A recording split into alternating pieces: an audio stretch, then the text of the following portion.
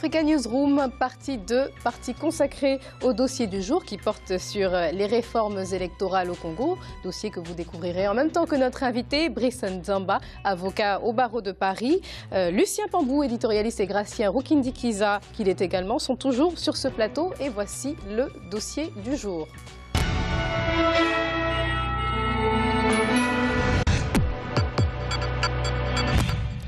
De multiples réformes sont actuellement en cours au Congo dans la perspective des prochaines élections locales, mais aussi de la prochaine présidentielle qui aura lieu en 2016. Il faut savoir par exemple que le dernier recensement du corps électoral au Congo remontait à 2001 et avait depuis suscité quelques polémiques. Alors, suivons le reportage de Franck Noudofina, envoyé spécial au Congo. Réviser les listes électorales et procéder à leur refonte biométrique.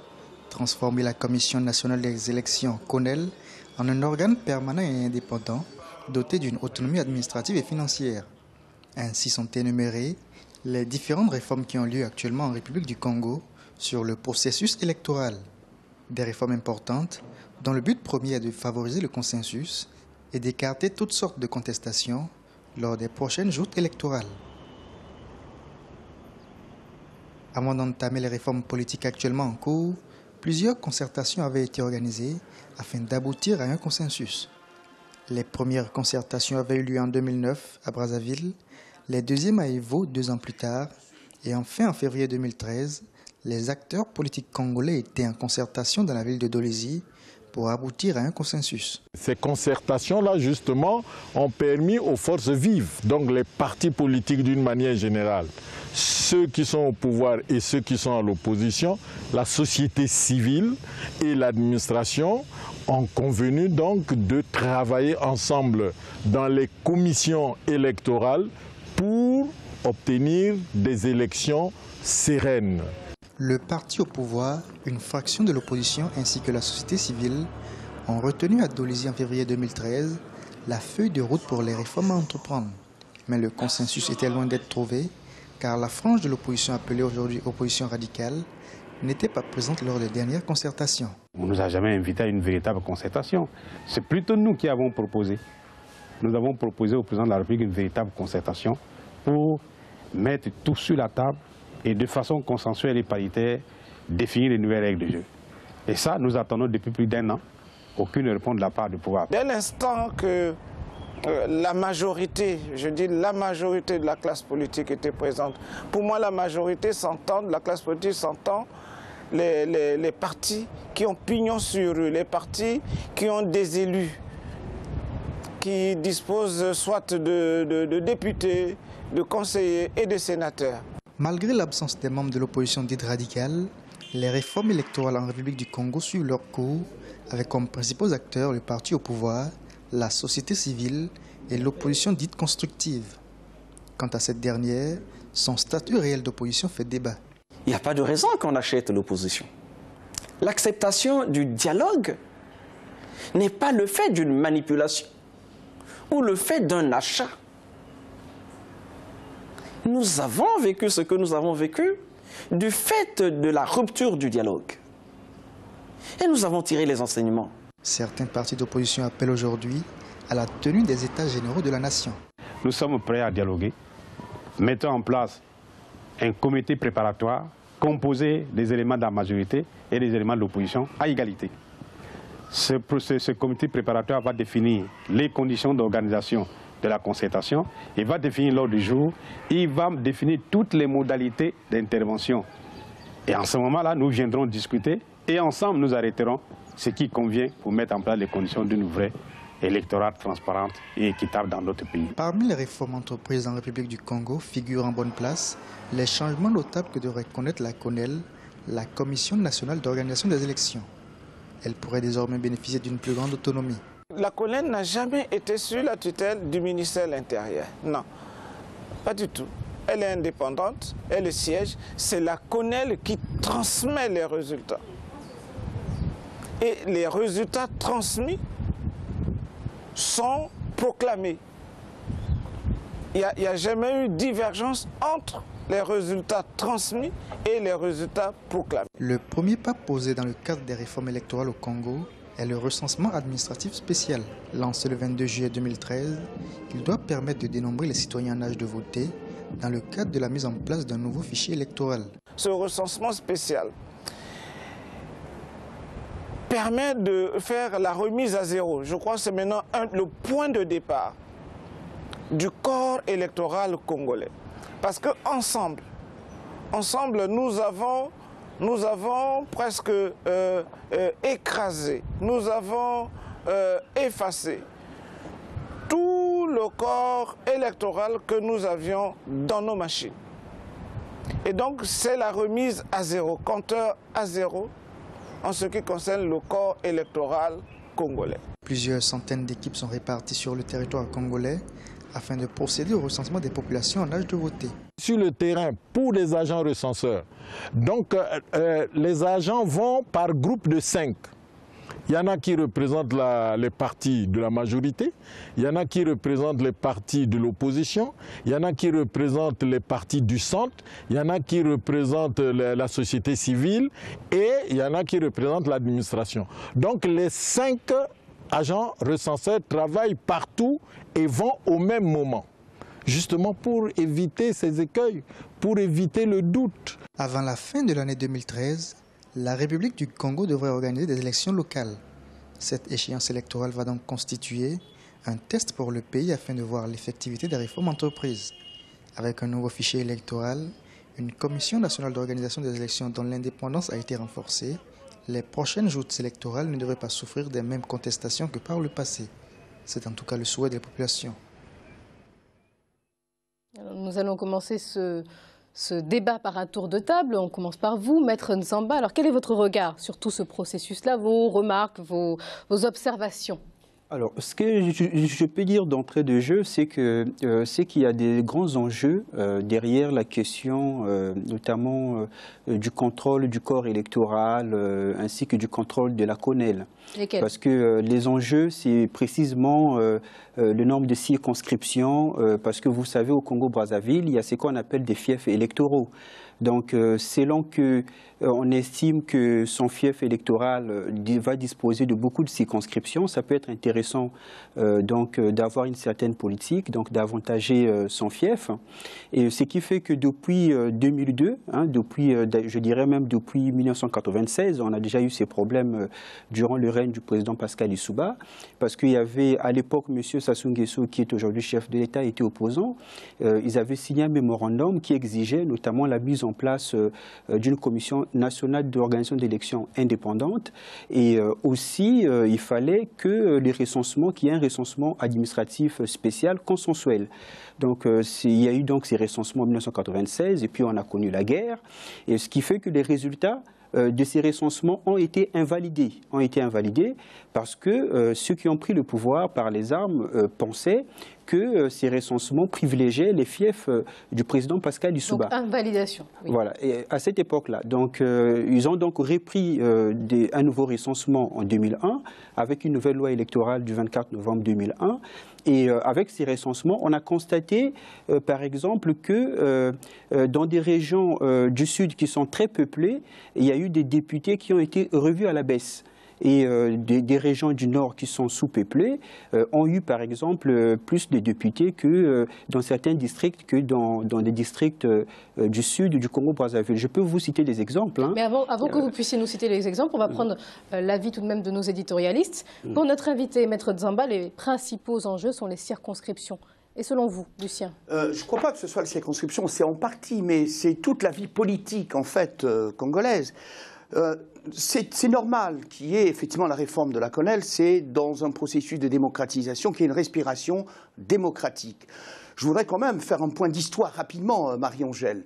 La démocratisation au Congo ne date pas de la fin de la conférence nationale. Déjà en 1945, effectivement, on avait le Parti progressiste congolais de Jean-Félix Tshikaya, on avait le mouvement socialiste africain de Jacques Opangolt, et on avait l'UDDIA, l'Union, en fait, la défense des intérêts des Africains de Fulbert Youlou, qui, effectivement, combattait politiquement et normalement avec ce que l'on connaît comme travers qui nous a emmenés, effectivement, vers les fameux mouvements des Trois Glorieuses. Et puis, on a eu la parenthèse effectivement du parti politique et puis la conférence nationale. Et maintenant, quel est le véritable problème politique qui est posé? Le véritable problème politique qui est posé, c'est comment fait-on, en effet, pour que, à la fois la majorité, incarnée par le Parti congolais du travail et l'opposition, par les différents partis, bien entendu, puissent ensemble, effectivement, être en accord. Il y a eu... Ce n'est pas déjà le cas? Alors, ça a été le cas, puisqu'il y a eu les rencontres d'Evo, puis les rencontres d'Olizy, mais il y a un problème central, au-delà de ce que dit M. Zamba, qui est peut-être effectivement tout à fait possible. Il y a un problème fondamental, c'est le débat interdit sur la Constitution. L'opposition, quand elle pose cette question-là, à la fois des cartes biométriques, à la fois du recensement administratif, à la fois du fichier électoral, elle a en creux ce débat que je considère interdit, mais en fait que eux, la majorité donc présidentielle et l'opposition évitent de mettre sur la table. Or, c'est bien là le véritable problème. Alors, Gratien, pour notre invité, l'enjeu principal, entre autres, ce sont les circonscriptions. Pour Lucien, il s'agit en fait du débat interdit sur la Constitution, et selon vous? Bon, l'enjeu principal pour moi, c'est...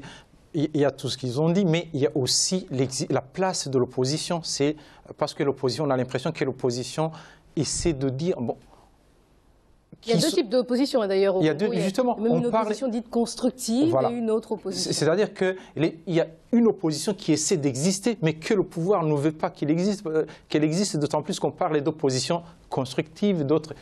Je pense une autre qui n'est pas constructive. C'est-à-dire, il y a des consultations, mais il y a une opposition qui n'est pas consultée. On a l'impression que même les politiciens, quand ils parlent de deux Congos. C'est toujours Congo-Brazzaville. Mais il y a une incompréhension, même au niveau de la conception de ce qui se passe. On parle de liste électorale. En général, dans un pays, une liste, c'est une liste. La population congolaise ne change pas, mais la population peut changer en fonction, on va dire que les effectifs vont changer en fonction d'une commission électorale. Ou lors des dernières échéances électorales, quels que soient les pays, cette question a été, elle revient souvent. Oui, elle revient souvent en Afrique, oui c'est vrai, mais c'est parce que les listes électorales, on les manipule, il y a des choses qui se passent qui ne devraient pas se faire. Or, ce qui se passe au Congo, c'est la démocratie en soi qui est... La notion de la démocratie qui est posée, l'opposition, est-ce que l'opposition peut avoir sa place? Est-ce que le pouvoir peut vraiment tenir compte de toute l'opposition? Même un parti qui n'a pas un député, il peut y avoir pendant les 5 années un parti qui peut naître et qui peut gagner des élections. On ne peut pas nier, ne pas tenir compte de l'avis de ce parti. Or, on voit bien le ministre de l'Intérieur semble minimiser l'importance de ces partis. Réaction de notre invité, Maître Zamba. Oui. En fait, je souhaite rebondir sur ce qu'a dit M. Gratien. Je pense que ce qui se joue, c'est d'abord une question de démocratie. Parce que si on veut faire fonctionner la démocratie, il faut s'en tenir à des principes qui fonctionnent dans une démocratie digne de ce nom. Notamment le principe d'un homme, une voix. C'est un principe qui est très important et qui est à la base d'un découpage électoral objectif et sincère. Donc quand on voit dans le problème du Congo-Brazzaville, au niveau de la loi électorale du 24 novembre 2001, notamment dans son chapitre 3, il est dit que les phases préparatoires des élections sont de la compétence de l'administration ou du ministère de l'Intérieur. Donc c'est l'administration qui doit s'occuper d'établir les listes électorales et de les afficher, d'établir les cartes électorales et de les distribuer. Donc la partie établissement des listes électorales, le découpage électoral, en principe, d'après cette loi, c'est de l'apanage de l'administration. Mais cela suppose que l'administration soit neutre et puisse se rendre objectivement la démographie des différentes régions du Congo. Et vous êtes en train de dire que ce n'est pas le cas? Non, ce n'est pas le cas. Il y a des exemples qui sont clairs. Je prends l'exemple de la région de la Bouenza, qui est la région la plus peuplée du Congo-Brazzaville, avec près de 309 000 habitants. Cette région n'a que 11 circonscriptions. Ce qui est le cas aussi de la région de la Cuvette, qui a la moitié de la population de la région de la Bouenza. Alors vous revenez sur cette question de circonscription. Lucien. Alors, oui, mais dans ce découpage électoral, ce que dit M. Zamba, il faut aller au-delà, effectivement, de ce que vous dites, M. Zamba. c'est que, à la limite, quand on regarde les élections législatives qui sont dernièrement passées, quand on regarde le fief de Nyari, Labouinzala et Lekoumou, qui politiquement votait le président Lissouba, elle a perdu, donc elle a perdu des sièges. Donc c'est pas tant un problème de découpage qu'un problème, je dirais, de stratégie politique de l'opposition, qui n'en a pas une, ni de projet, ni de doctrine politique. Ça, c'est un élément important. Est-ce qu'on peut vraiment le dire que l'opposition n'en a pas? Mais le problème, étant donné que ce que Gracien disait tout à l'heure, c'est qu'une partie de l'opposition. Mais oui, mais le problème, le problème, Marie-Angèle, c'est qu'on a une opposition hétéroclite. On a une opposition hétéroclite, on ne sait pas qui est le leader. Est-ce que c'est M. Clément Mirassa du Parti socialiste démocrate? Est-ce que c'est M. Mathias Nzon? Est-ce que ce sont les membres du MCDDI, le mouvement congolais pour la démocratie et le développement intégral? Est-ce que ce sont effectivement d'autres partis? Donc, on ne peut pas reprocher à la majorité politique actuelle de jouer des alliances, puisqu'on est dans un combat politique, et, j'allais dire, effectivement, d'enfoncer un coin de l'opposition. Ça, c'est la première remarque. L'autre remarque, qui est une remarque absolument importante sur la CONEL, par exemple, dans les réformes de la CONEL, ce qui est dit, bien entendu, nous ne sommes que des simples observateurs, à savoir que lors des élections, les PV de dépouillement seront faits en présence à la fois de tous les membres des partis politiques, d'une partie de la société civile, et les PV, avant d'être transmis pour centralisation, seront affichés dans les bureaux. Bon, c'est un progrès. Maintenant, la question, c'est de savoir comment, effectivement, ce progrès-là va être atteint. Donc, et vous avez parlé de la CONEL, alors on va demander à Gracien, justement, pour vous, la CONEL, un organe indépendant?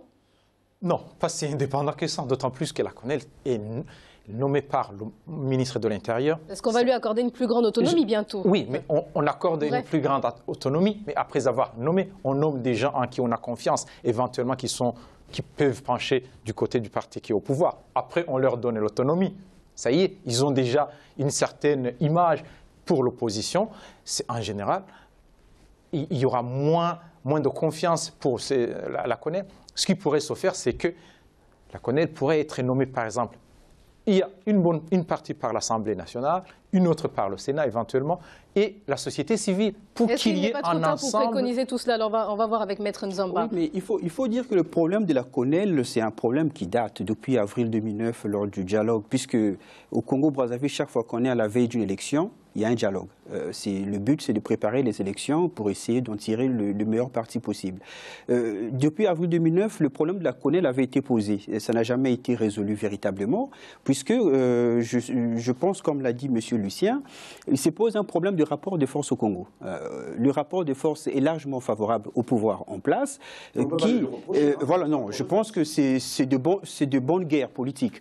Donc en politique, il faut savoir créer le rapport de force, qui fait que les partis de l'opposition, quand on voit un parti comme l'UPADES qui accepte un découpage électoral qui n'est pas sincère et qui n'est pas rationnel, on trouve déjà qu'il y a déjà un problème de principe qui se pose. Et quand on voit les autres partis de l'opposition qui ne participent pas, qui contestent la transparence des élections, mais qui participent quand même à ces élections, on voit qu'il se pose un problème de cohérence. Et quand on n'a pas une ligne politique claire, je pense même qu'au niveau de la CONEL, même si on dit que la CONEL va être autonome ou indépendante, je pense qu'au final, cette CONEL va servir les intérêts du pouvoir. Parce qu'il y a par exemple une prérogative de la CONEL qui est de vérifier les listes électorales. En 2009, alors que le ministère de l'Intérieur parlait de 2 220 000 Congolais inscrits au fichier électoral, la CONEL avait parlé de 1 800 000. Mais ça n'a rien produit. Donc je vois qu'il n'y a pas d'efficacité. Moi je vois par contre que ce débat effectivement vous passionne, mais nous devons poursuivre le cours de cette émission. Alors nous allons rappeler les principales informations dont nous avons débattu en première partie d'émission. Nous avons débattu des résultats de l'élection du président du PDCI, 93% des voix pour le président Henri Konan Bédié. Plusieurs questions ont été soulevées. Le parti présentera-t-il un candidat en 2015 ou non, brisant ainsi peut-être la coalition du RHDP ou non. Nous avons aussi évoqué des manifestations qui ont eu lieu au Maroc, samedi et dimanche, principalement à Rabat. De nombreux jeunes diplômés et pourtant au chômage. Ils dénonçaient pour certains un marché de l'emploi en berne.